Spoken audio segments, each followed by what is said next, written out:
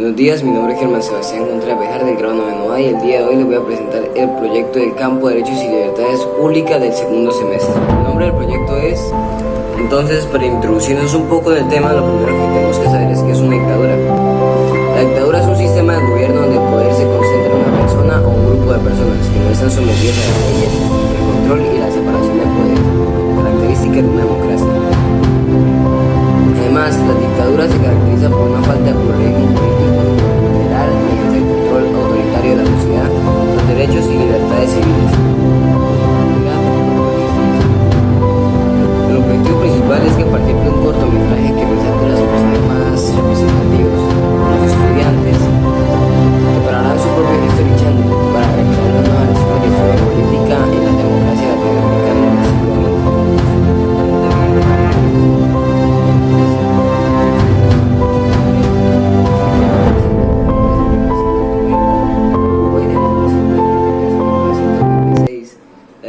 De 1964 a 1967, la de Nicaragua de 1967 a 1979, siendo entre ellas las más cortas, la de Brasil y la de Uruguay.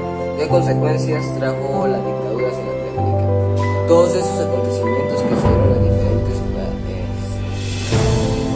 ¿Qué consecuencias trajo las dictaduras en Latinoamérica?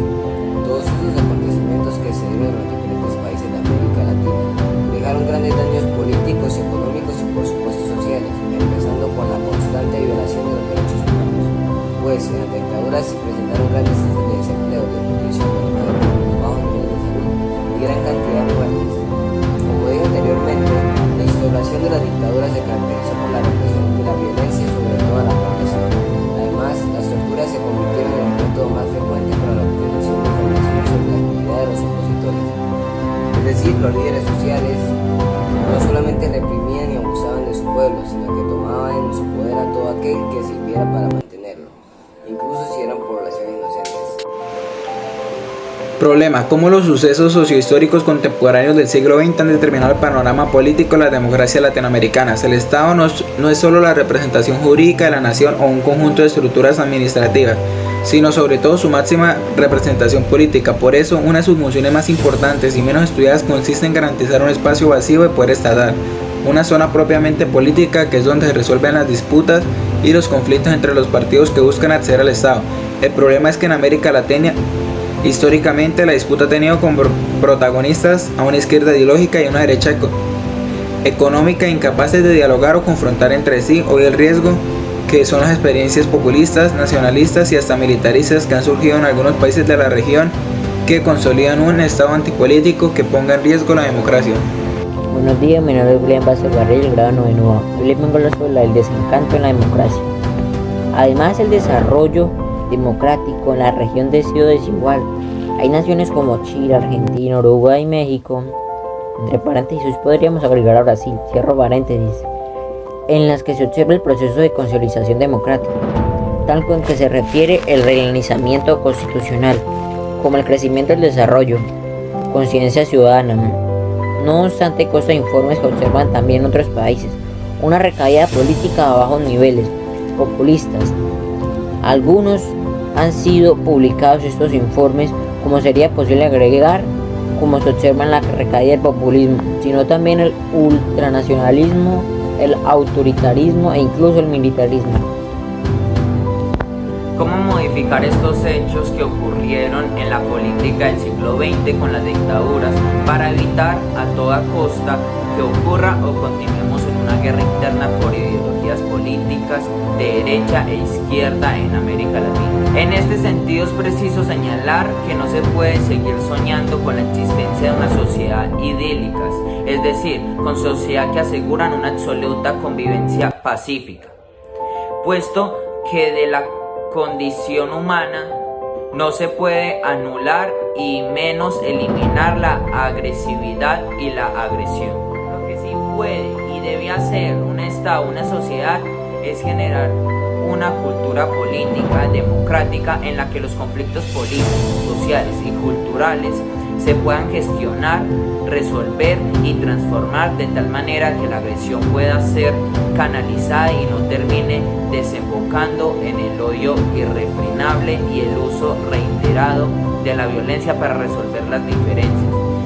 Es este rasgo característico lo que permite diferenciar a la sociedad de baja y alta conflictividad. La sociedad de baja conflictividad no es aquella en la que no hay diferencias ni disputas, sino que aquellas en las que cuando aparecen diferencias son semejantes de tal manera que se evita el rencor extremo, la polarización y la violencia irrefrenable. Las discomposiciones psicoculturales y las condiciones estructurales presentes en la sociedad de baja conflictividad facilitan el manejo constructivo de los conflictos porque promueven las comunicaciones efectivas y la identidad compartida y contribuye por lo tanto a la resolución de diferentes sustancias de intereses. ¿Se hubieran evitado la violación de los derechos humanos? ¿Crees que es posible cambiarle el rumbo de la historia? ¿Por qué? ¿Cómo? En la respuesta de esta pregunta se puede decir que en una sociedad como Colombia caracterizada por su alta conflictividad política y social es necesario tener en cuenta la formulación de cuanto plantea para combatir la guerra y la violencia. Es necesario aprender a vivir en el conflicto creando un espacio social para su gestión, resolución y transformación, para combatir la guerra con una posibilidad remota, pero real de éxito. Es necesario comenzar a reconocer en el conflicto y la hostilidad son fenómenos tan constitutivos del vínculo social, como la interdependencia misma, y que la nación de una sociedad armónica es una contradicción de los términos. Alguien se objetara el conocimiento previo de los conflictos y las diferencias de una inestabilidad y una convivencia, arriesgaría polarizar en nosotros la decisión y el autonomismo en la lucha por la sociedad más justa, organizada y racional. Yo le replicaría para que una sociedad mejor es una sociedad capaz de tener mejores conflictos.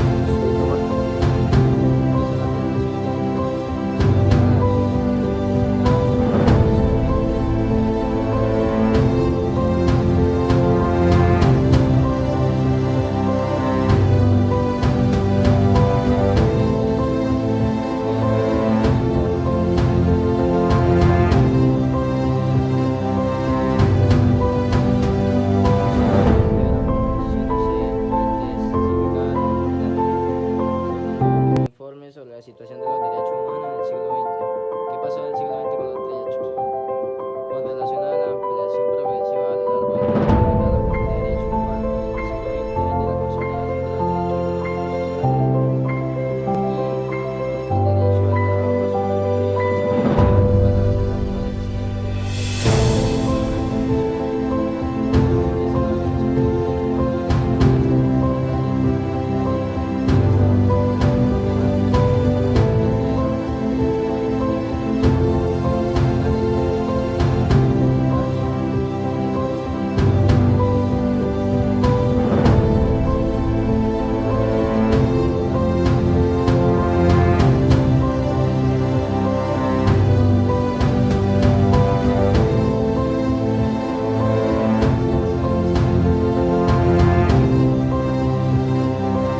Evolución política de América Latina en el siglo XX a XXI.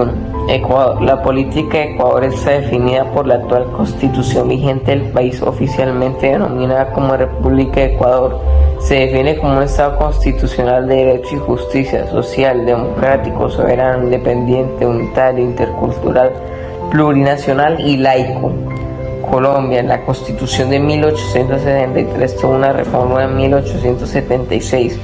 La Constitución de 1886, los procesos constitucionales más importantes fueron la separación de Panamá 1903 y sus reformas en 1905, 1910, 1936, 1954, 1957, 1958, 1968, la Constitución de 1991 con una reforma en el 2005. Venezuela. La dictadura venezolana seguía en 5 poderes: el poder legislativo, ejecutivo, judicial, ciudadano y electoral. Cada una de las ramas del poder público tiene sus funciones propias, pero los organismos a los que incumbe su ejercicio colaboran entre sí en la realización de fines del Estado.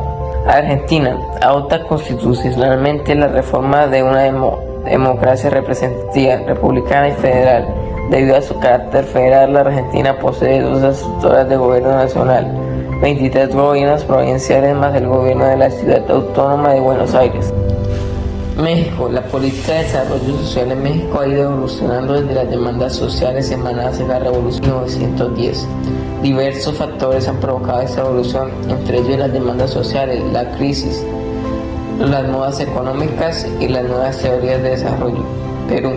El Estado peruano es la organización representativa de todos los peruanos, es un unitario con separación de poderes de gobierno nacional, ejecutiva, legislativa y judicial.